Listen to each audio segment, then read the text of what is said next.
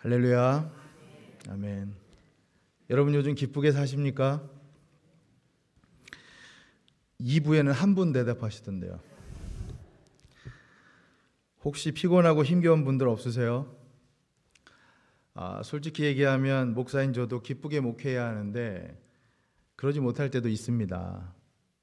근데 오늘 이 말씀을 통해서 제가 참 개인적으로 많은 도전을 받았습니다. 오늘 여러분과 그것을 제 개인적으로 나누고 싶은 마음이 있습니다. 오늘 말씀은 이 바나바와 바울 1차 전도 여행 중 비시디아 안디옥에서 일어난 실패와 좌절, 그러나 또 다른 도전의 스토리입니다.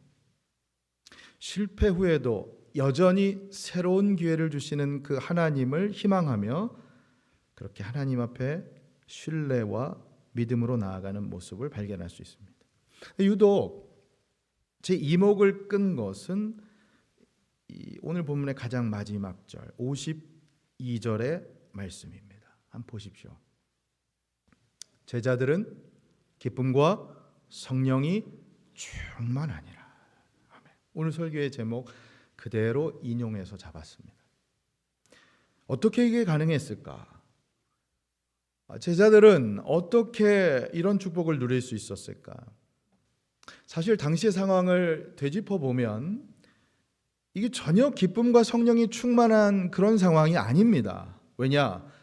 박해와 핍박, 비방과 추방, 곳곳에서 욕설과 비난, 심지어 이후 말씀 보면 매질과 돌팔매질을 당하면서 쫓겨다니고 죽을 고비를 수도 없이 넘겨야 했고, 근데 어떻게 기쁨과 성령이 충만했을까? 이 말씀 묵상하면서 하나님께서 주신 그 교훈을, 그 이유를 오늘 여러분과 좀 나눠보려고 합니다.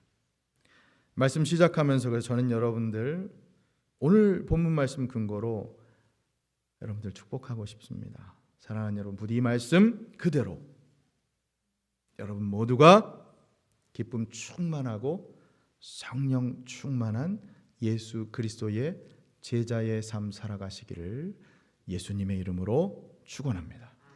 아멘. 자, 우선 본문 배경이 되는 비시디아 안디옥으로 가보죠.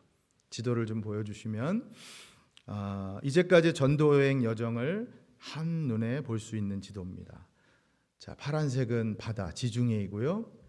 노란색은 이제 육지죠. 그래서 오른쪽 제일 아랫부분에 보면 예루살렘이 있습니다. 그 예루살렘으로부터 이제 쭉 위로 올라가면 안디옥이 있죠. 우리가 잘 아는 안디옥 교회, 수리아 안디옥입니다. 예루살렘에서 안디옥까지는 한 480km 정도 됩니다. 여기 필라델피아에서 따지면 저 뭐 보스턴 정도 더 가야 될까요? 그 정도까지입니다. 자, 바울과 바나바가 저 안디옥 교회에서 이제 파송을 받죠. 그래서 그 밑에 보면 실루기아라고 하는 24km 남쪽으로 좀 떨어진 데 그곳에서 배를 타고 제일 먼저 간 곳이 그 지중해의 한 섬 구브로라는 섬입니다. 보이시죠?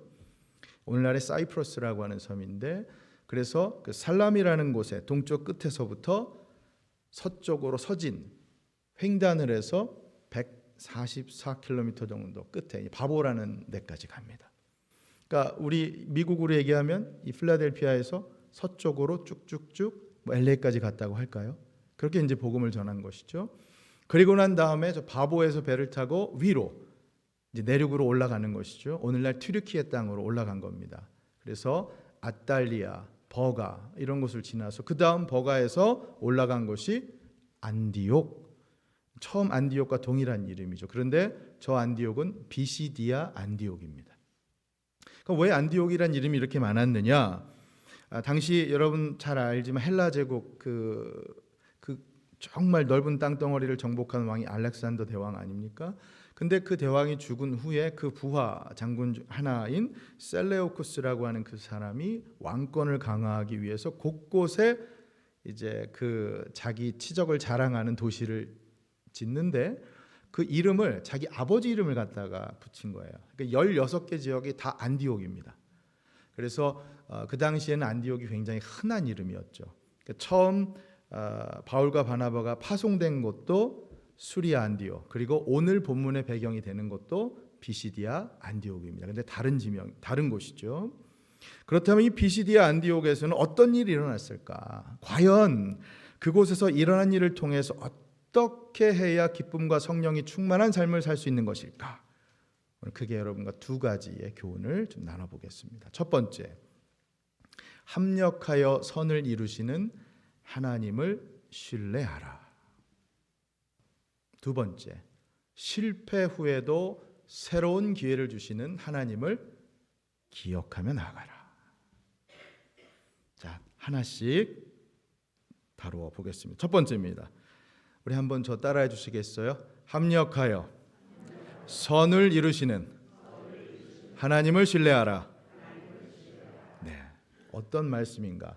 1차 전도 여행이 가장 처음 시작됐던 그 시작점으로 한번 거슬러 올라가 보겠습니다. 13장 4절 5절 말씀이에요. 처음 여정을 시작했을 당시에 두 절의 말씀 4절 5절 어땠는가 우리 같이 한번 읽겠습니다. 시작. 두 사람이 성령의 보내심을 받아 실루기아에 내려가 거기서 배 타고 구브로에 가서 살라미에 이르러 하나님의 말씀을 유대인의 여러 회당에서 전할세 요한을 수행원으로 두었더라. 자, 여러분, 장소는 아까 지도를 보면 설명을 드렸고요. 그렇죠?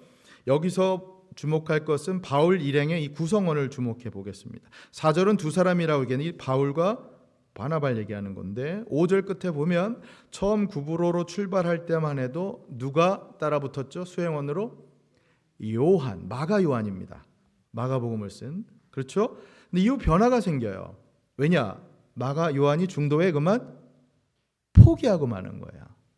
낙오가 되는 거죠. 자, 그것을 한번 확인해 보죠. 13절, 14절 같이 읽습니다. 시작.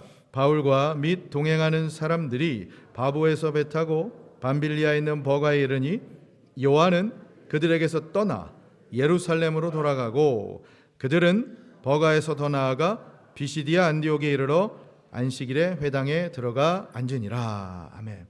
자, 여러분, 이 말씀 가운데 일행 중에 낙오자가 있는 거 발견하셨습니까, 여러분? 누굽니까? 마가 요한. 버가에서 비시디아 안디옥으로 가는 도중에 그만 예루살렘으로 돌아가 버립니다. 돌발 상황이죠. 전도팀 입장에서 이건 너무나 당황스러웠을 것 같아요. 전도여행을 포기하고 집으로 돌아가 버린 거예요. 전도팀 입장에서는 어떤 황당한 상황 아니야. 한 사람이라도 더 지금 힘을 더 보태야 하는 상황에서. 그렇죠? 왜 그랬을까?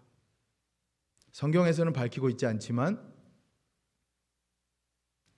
여러 가지 설이 있어요. 학자들에게 제시되는. 여러분과 잠깐 좀 나누겠습니다. 우선 첫 번째, 마가가 향수병에 걸려서 집으로 돌아갔다는 거. 홈식.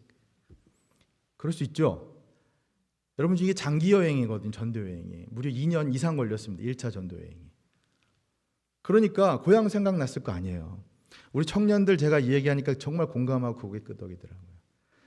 집 떠나와서 유학 와서 공부하는 분들, 타 주에서 이곳에 와서 공부하는 분들, 부모님 집 생각날 거 아닙니까? 저희 애만 해도 감사하게 이번에 이제 졸업을 하지만 대학생활 내내 마냥 행복한 것만은 아니었거든요. 어쩌다가는 엄마한테 전화해서 힘들다고 울 때도 있고 그런 거잖아요. 고향 생각, 집 생각나서. 한국적 상황으로 얘기하면 우리 남자 형제님들 군대 가지 않습니까? 근데 군대 갔다 가끔 탈영하는 경우가 생기잖아요. 근데 왜 탈영합니까? 누구 때문에? 부모님 때문은 아니고 거의 여자친구 때문에. 그런 식으로 뭔가 밖에 있는 두고 온 집과 친구들이 생각나는. 마가도 그런 식이었다는 거예요. 향수병. 자, 그런가 하면 둘째, 전도 여행 중에 생겨난 이 리더십의 변화 때문에 그렇다는 거예요. 왜 리더십이 변화했느냐? 바울이 주도권을 잡게 되자 그거에 불만을 품고 젊은 혈기에 그만 나네. 그리고 여기서 관도 그러고 갔다는 거죠. 왜냐? 여러분, 바나바와 바울이 처음엔 같이 출발했잖아요. 근데 아까 13절 맨 앞에만 봐도 그 이름을 어떻게 쓰고 있냐면 한번 보여주시겠습니까? 13절에 보면 바울과 및 동행하는 사람들이라고 돼 있어요. 처음에는 바나바와 바울 이렇게 이름을 썼거든요. 바나바 먼저. 근데 여기 보니까 이름 순서가 바뀌었고 바울이 먼저고 더군다나 바나바 이름은 온데간데 없어요. 리더십의 체인지가 있었다는 것을 암시하는 거죠. 그러다 보니까 마가 요한이 이거에 불만을 품었다는 거예요. 왜? 바나바와 마가 요한이 어떤 사이입니까? 생질이에요. 조카로 어떤 번역본에 의하면 사촌 동생으로 상관없잖아요. 여하튼 조카든 사촌 동생이든 뭐예요? 친척이잖아요. 그런데 바울이 주도권을 잡게 되자 나는 이 꼴 못 본다. 그러면서 갔다는 거예요. 이제 이런 설이 또 있는 것이고. 그다음 세 번째는 전도팀의 여정. 특히나 아까 보았던 우리 버가에서부터 비시디아 안디옥으로 넘어가는 여정이 너무나 험난했다는 겁니다. 이게 겁먹고 도망갔다는 거예요. 당시에 또 실제 바울이 풍토병에 걸려서 그걸 곁에서 보던 마가요. 이거는 쉬운 게 아니다. 저렇게 고생하는군 하고 도망을 갔다는 거죠. 여러분 실제로 이 버가에서 비시디아 안디옥으로 가기 위해서는 이 타우루스 산맥이라는 데를 넘어야 되는데 예전에 포드에서 나온 차 이름 중에 포드 토러스라고 있어요. 그 타우루스 산맥. 이게 이 튀르키예 여기서 굉장히 험난한 험산 줄령입니다. 해발 2,000m 고지의 산지인데 저는 가보진 못했지만 가보신 목사님 얘기로는 130마일 정도의 길을 차로 가도 3시간 반 정도 걸린대요. 그 고지를 꾸불꾸불 오르락 내리락 자동차 뒤쪽에 앉아있는 사람들은 왜 좌우 위로 오르락 내리락 하면서 멀미를 할 정도래요. 더군다나 이 당시에 그 험한 산맥에 그러다 보니까 강도가 숨어서 출몰할 가능성도 많고 자기 목숨을 건다는 거죠. 그러니까 이 산맥을 넘는다는 거. 그러니까 거기서 그만 포기하고 도망갔을 수 있다는 거죠. 자, 여러분. 결국 결론적으로 이유에 어떻든 분명한 것은 마가 요한은 중도에 포기하고 예루살렘으로 돌아갔다는 겁니다. 흔한 말로 낙오했다는 거예요. 그러자 훗날 이 일을 계기로 어떤 일이 발생하죠? 바나바와 바울이 결별하는 사건까지 발생하죠. 이후 말씀이지만 여러분 나중에 사도행전 15장을 가면 바울과 바나바가 2차 전도여행을 떠나면서 정말 대판 싸우거든요. 대판 싸우면서 서로 갈라섭니다. 성경은 어떻게 표현하냐면 서로 심히 다투어 피차 갈라섰다고 돼 있어요. 마가 요한 이거 중간에 포기하네. 얘 데리고 가는 거 안 된다. 우리 팀워크를 망친다. 바울은 반대했어요. 근데 바나바는 데리고 가자고. 한번 확인해 볼까요? 15장 말씀. 15장의 37절부터 한 말씀을 보죠. 바나바는 마가라는 요한도 데리고 가고자 하나. 38절. 바울은 밤빌리아에서 자기들을 떠나 함께 일하러 가지 아니한 자를 데리고 가는 것이 옳지 않다 하여. 그래서 어떻게 합니까? 39절. 같이요. 서로 심히 다투어 피차 갈라서니 바나바는 마가를 데리고 배 타고 구브로로 가고. 40절. 바울은 신라를 택한 후에 형제들에게 주의 은혜에 부탁함을 받고 떠나. 여러분 여기 39절 아까 서로 심히 다투어 피차 갈라섰다고 돼 있었죠. 이게 원어를 연구하면 재밌는데요. 서로 더 이상 안 볼 것처럼 싸웠다는 거예요. 그냥 말싸움으로 단순히 싸운 게 아니에요. 내가 너는 다시는 안 본다 할 정도로 대판 싸운 거예요. 사역자들끼리. 난 너 다시는 안 본다고. 요새 말로 못 터지게 할 정도로 싸웠다고 할 정도로. 여기 그 표현이에요. 그 고인이 되신 하영주 목사님 제가 설교를 듣다 보니까 이 대목을 보면서 이제 약간 말씀을 편하게 풀이하시기 위해서 그랬는데 본인은 내심 이 부분을 보고 기뻤대요.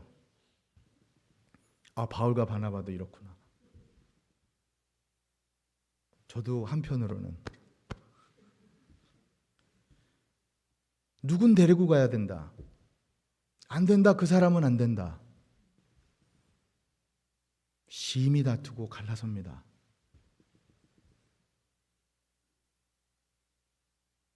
누군 세우고 누군 세우지 말고. 여러분, 하나님의 섭리가 참으로 놀랍지 않습니까? 하나님께서는 그런 그들의 관계에 은혜를 베푸셔서 화해를 시킵니다. 나중에 디모데후서를 보면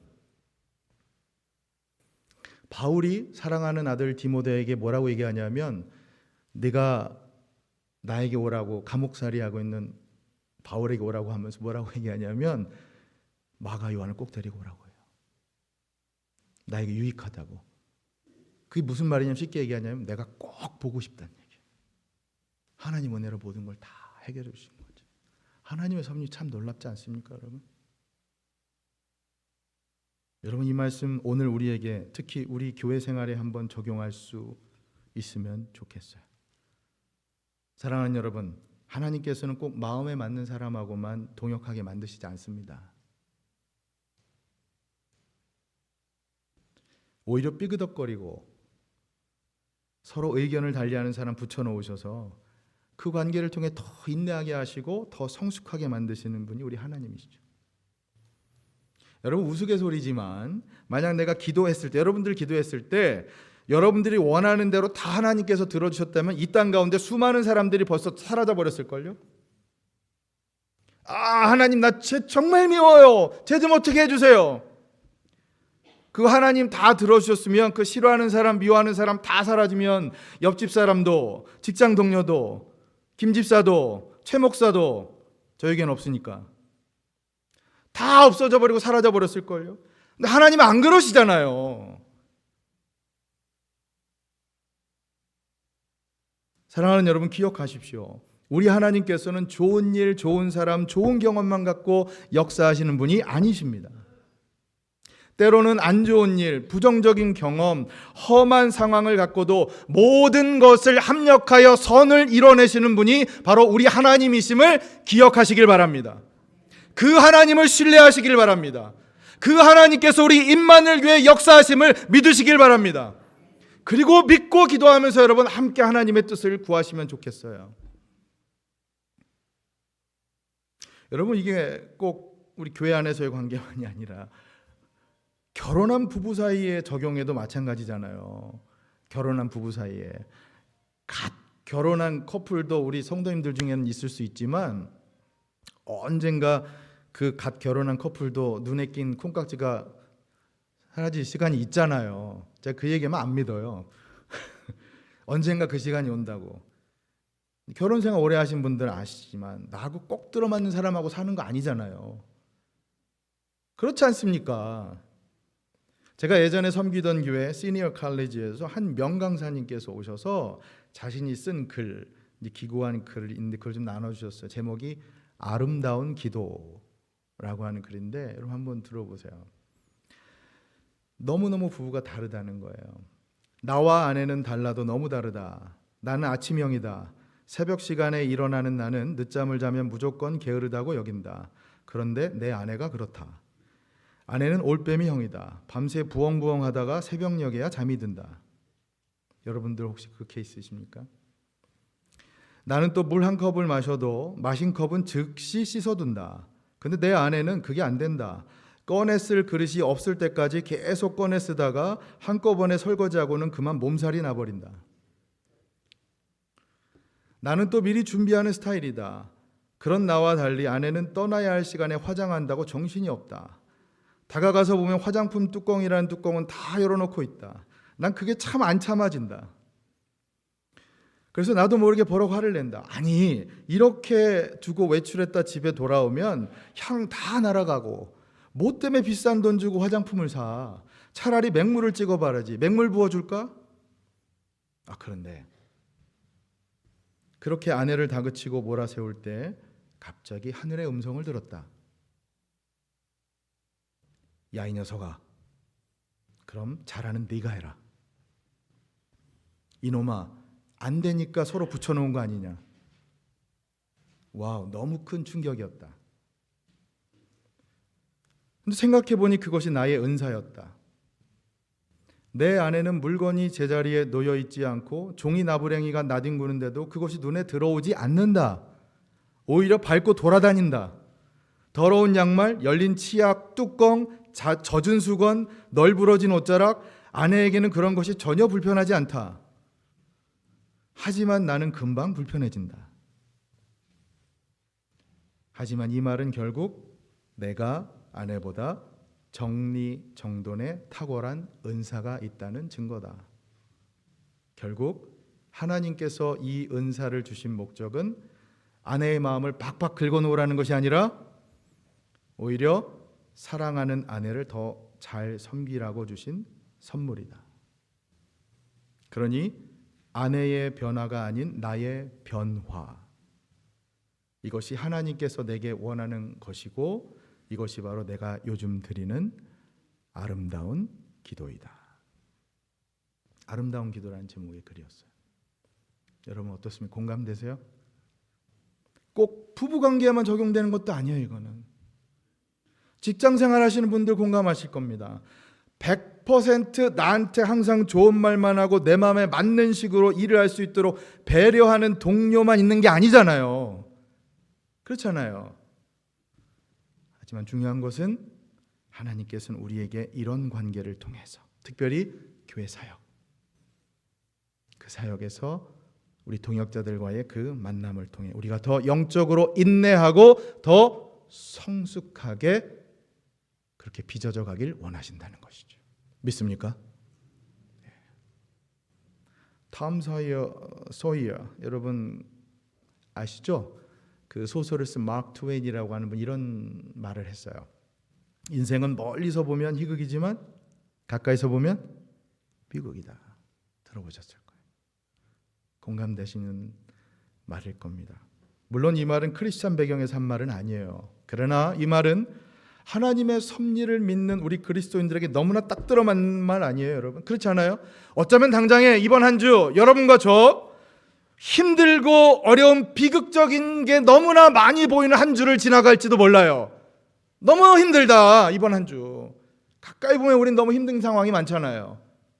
그러나 여러분, 롱텀의 시각에서, 영원한 시각에서 보면 아니에요. 왜냐하면 그건 희극이에요. 왜냐? 영원의 시각에서 우리 하나님께서는 종국적으로, 궁극적으로, eventually 여러분과 저를 선한 길로 인도하시는 선하신 목자 되신 하나님이시기 때문입니다. 사랑하는 여러분, 우리 하나님은 합력하여 선을 이루어내시는 하나님이십니다. 그러니 부디 그 하나님을 신뢰하며 살아가시길 바랍니다. 그럴 때 우리가 기쁨과 성령이 충만한 제자의 삶을 살아갈 수 있는 것이죠. 여러분 이번 한 주에 안타깝고 힘들고 어려운 상황은 보지 마세요. 여러분 가정에서, 우리 교회에서, 여러분 삶의 터전에서 뭐 어떤 것이든 너무 힘들다, 비극적인 경우만 보일 수 있겠지만 아니에요. 롱텀의 시각에서 보면 하나님은 언제나 우리를 선하신 길로 인도하십니다. 모든 것이 합력하여 선을 이루시는 그 하나님을 신뢰하며 다시 한번 그 하나님을 의지하며 나아가는 여러분과 저 우리 임마누엘 교회 될 수 있기를 예수님의 이름으로 축원합니다. 아멘. 자, 두 번째입니다. 포인트마다 이렇게 알림을 해주셔서 여러분 요게 올리면 이 포인트입니다. 그렇죠? 자, 두 번째 포인트. 실패 후에도 새로운 기회를 주시는 하나님을 기억하라. 두 번째 포인트입니다. 마가 요한이 떠난 선교팀이, 전도팀이요, 비시디아 안디옥에 도달합니다. 자, 그리고는 그 안식일에 회당에 들어가요. 우리말로, 요새 말로 하면 예배드리러 들어간 거죠. 그리고는 사도 바울이 복음을 전해요. 설교를 합니다. 그러니까 13장 16절 이하의 말씀에 설교가 다 실려 있어요.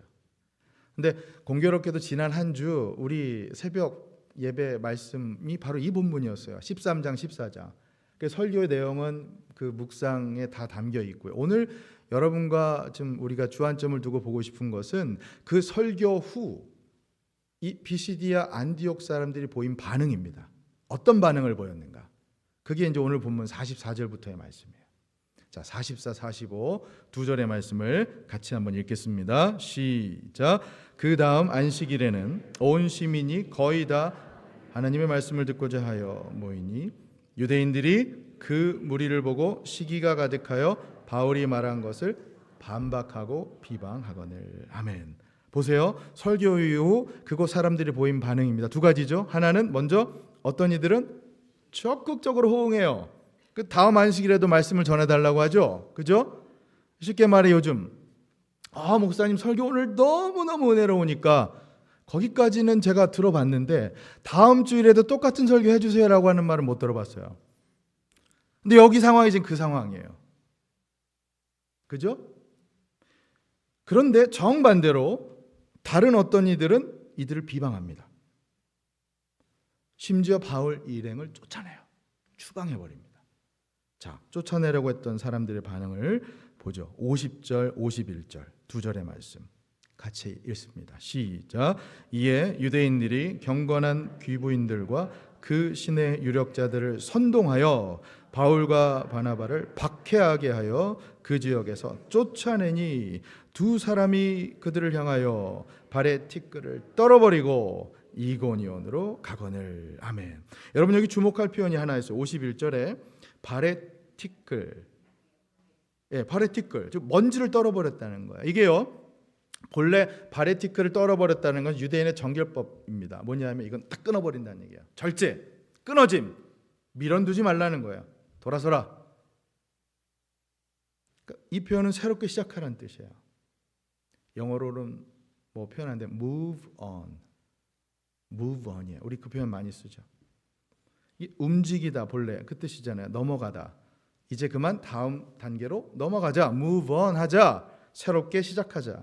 무엇을 탈탈 털어내고 완전히 잊어버리고 새롭게 시작하자는 거예요. 저 이 표현이 너무너무 마음에 들어요. Let's move on. 다음 걸로 넘어가자는 거예요. 새로운 마음으로 시작하자는 거예요. 제가 한 번은 신학교에서 공부할 때 일어난 에피소드인데요. 같이 공부하는 외국 친구가 한 번은 정말 너무나 풀이 죽어서 절망한 얼굴로 책상에 앉아서 한숨만 내쉬고 있는 거예요. 그래서 왜 그래? 제가 그 얼굴 표정을 잊을 수가 없어요. 너무너무나 힘들어서 절망하면서. 그랬더니 이 친구 하는 말이 그날 본 시험이 최악이었대요. 시험이. 자기가 공부한 데서 하나도 안 나왔대요. 엉뚱한 데서만 공부를 해가지고 시험 테스트 너무 못했다고. 그런데 그 친구를 보고 지나간 다른 한 친구가 지나가면서 하는 말이 뭐냐면 Hey dude, let's move on. 너 발에 그 먼지 털어버려. 영어로 얘기했어요. 물론 그 친구는 You're gonna have to shake the dust off from your feet. 오늘 이 51절 이 말씀 먼지를 털어버리다는 말씀 NIV 성경에 보면 그렇게 돼 있어요. 여러분 이거예요. 본문 속 바울 그 일행을 보세요. 그들은 비방과 추방에도 불구하고 곧바로 다음 행선지 이고니온으로 넘어갑니다. 거기서 복음을 전해요. 실패의 장소에서 주저앉아 있는 것이 아니라 오히려 기회의 땅을 찾아서 희망을 갖고 새롭게 시작합니다.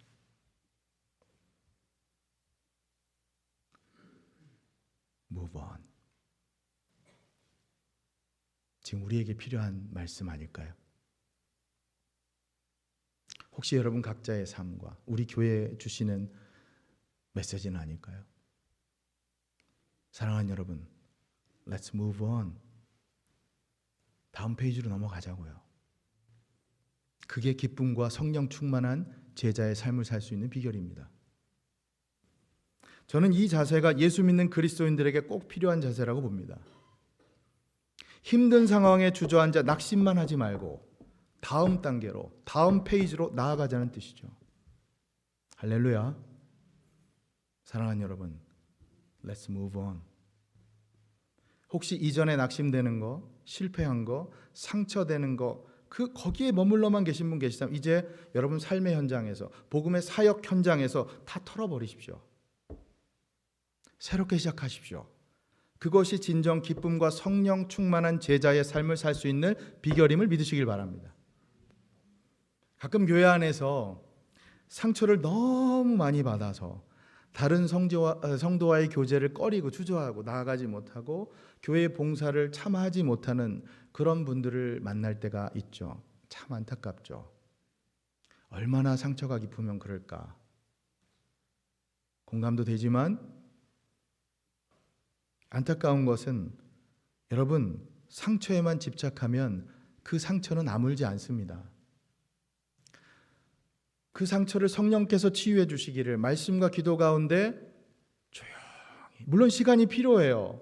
그래야 상처가 아물죠. 그러나 상처에만 계속해서 집요하게 물고 묵상한다면 여러분, 상처는 계속해서 만지면 덧납니다. 자꾸 들추지 마세요. 털어버리셔야죠. 딱정이가 앉아서 끝나야 그게 상처가 완전히 해결되는 거 아닙니까? 사랑하는 여러분, let's move on. 부디 상처는 있고 지난 과거는 떨쳐버리고 새로운 기회, 새로운 시간, 새로운 만남, 새로운 사람, 새로운 삶, 새로운 사역의 현장으로 나아가실 수 있기를, 실패를 딛고 새로운 기회를 주시는 하나님의 그 은혜를 다시 한번 희망하고 구하시면서 우리 함께 나아가는 임마누엘 교회가 될 수 있기를 예수님의 이름으로 간절히 축원합니다.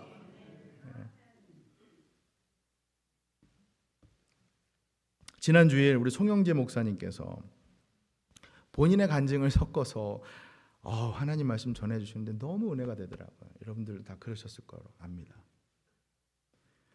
근데 말씀 중에 세컨 찬스를 말씀하셨어요. 실패했다고 생각했을 때 중국에서 공안에게 잡혀서 내가 더 이상 아무것도 하지 못한다고 포기해야만 했을 때 하나님, 나 사역은 여기서 이제 끝입니까? 라고 그렇게 주저앉으려 했을 때 그때 하나님께 새로운 사역의 기회를 주시고 새로운 사역의 장을 열어주셨다고 나누셨죠. 중국에서는 더 이상 사역할 수 없었지만 이제 중국에서 오히려 한국으로 학생들이 나와오는 하나님의 새로운 은혜를 경험했다고 말씀하셨어요. 거기에 감사의 포인트가 터져버렸다고 말씀하셨어요. 감사의 파워가 거기서 시작됐다고요. 사랑하는 여러분, 그겁니다. 실패가 아니라 새로운 기회를 주시는 하나님, 그 하나님을 신뢰하며 기억하며 의지하며 나아가는 여러분과 제가 될 수 있기를 바랍니다. 여러분, let's move on. 우리 기독교 신앙이 참 신기한 게요, 우리는 기독교 신앙의 양대축이 뭡니까? 십자가와 부활이잖아요. 우리는 부활이라고 하는 거에 익숙해서 그런지 모르지만 그 단어도 참 좋아요. 여러분, 심지어 이 교회 안에서 탁구를 쳐도요, 토너먼트에서 떨어지면 그걸로 끝나지 않아요. 패자는 패자 부활전을 꼭 하자고 합니다. 패자 부활전이 있어요. 기독교의 신앙은 패자가 부활할 수 있는 가능성을 갖고 나아가는 게 기독교 신앙입니다. 왜냐하면 언제나 우리에게는 다음 기회를 허락하시는 하나님께서 계시기 때문입니다. 사랑하는 여러분, 우리 하나님의 주권을 믿고 살아가는 사람들 아닙니까? 할렐루야. 그렇기에 실패 가운데서도 포기하거나 실망하거나 좌절할 필요가 없습니다. 왜냐? 그 실패를 통해서도 하나님께서는 역사하시는 분이시기 때문입니다. 모든 것이 합력하여 선을 이뤄내시는 분이 바로 우리 하나님이시기 때문입니다.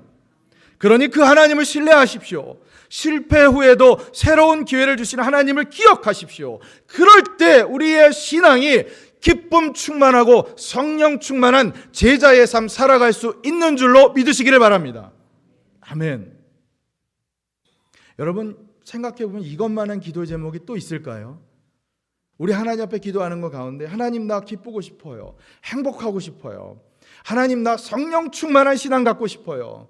우리가 다른 기도 제목 참 많지만 우리가 하나님 앞에 올려드리는 가장 근원적인 기도 제목이 이거 아닙니까?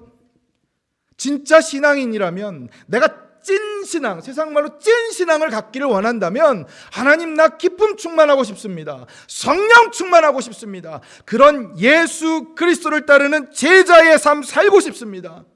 오늘 여러분의 기도 제목이 혹시 그 기도 제목이시라면 말씀을 통해서 여러분 그 비결을 깨우치시고 합력하여 선을 이루신 하나님을 신뢰하시길 바랍니다. 실패 후에도 새로운 기회를 주시는 하나님을 기억하시고 나아가시기를 예수님의 이름으로 간절히 축원합니다. 이번 한 주 여러분 이 기도 제목 올려드리셨을 때 다 응답 받으시고요. 사랑하는 여러분, 기쁨 충만하십시오. 성령 충만하십시오. 그렇게 예수 그리스도의 제자로 살아가는 우리 모두가 될 수 있기를 예수님의 이름으로 간절히 축원합니다. 아멘. 찬양하겠습니다.